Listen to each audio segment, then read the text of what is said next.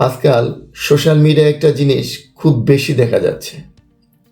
ফেসবুকে পেজ খুলুন, চায়না থেকে প্রোডাক্ট আনুন, অনলাইনে সেল করুন, আর রাতারাতি বনে যান লাখপতি।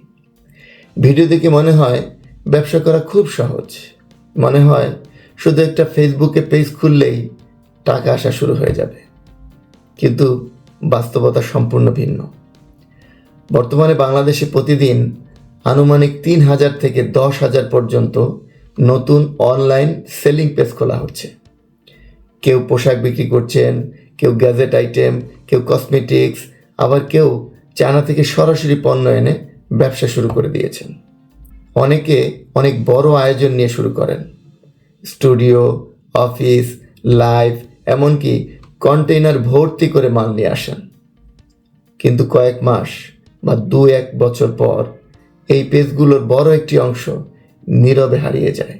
বিভিন্ন পর্যবেক্ষণ অনুযায়ী প্রতিদিন আনুমানিক ২,০০০ থেকে ৮,০০০ পর্যন্ত পেজ ধীরে ধীরে ইনঅ্যাক্টিভ হয়ে যাচ্ছে। কারণ সবাই ব্যবসা শুরু করতে পারে, কিন্তু সবাই টিকে থাকতে পারে না। সোশ্যাল মিডিয়ায় আমরা শুধু সফলতার গল্প দেখি, কেউ দেখায় না লস, সিওডি রিটার্ন, কাস্টমারের অভিযোগ, ডেলিভারি সমস্যা, কম লাভ বা দিনের পর দিন সেল না হওয়ার চাপ। ক্যামেরার সামনে ব্যবসা যত সহজ দেখায়, বাস্তবে ব্যবসা তার চেয়ে অনেক বেশি কঠিন। কারণ ব্যবসা শুধু প্রোডাক্ট আনা নয়, ব্যবসা মানে মার্কেট বোঝা, কাস্টমার বোঝা, সঠিক সিদ্ধান্ত নেওয়া, ক্যাশ ফ্লো সামলানো এবং কঠিন সময়েও টিকে থাকার ক্ষমতা। তাই শুধু অন্যকে দেখে ব্যবসায় নামবেন না।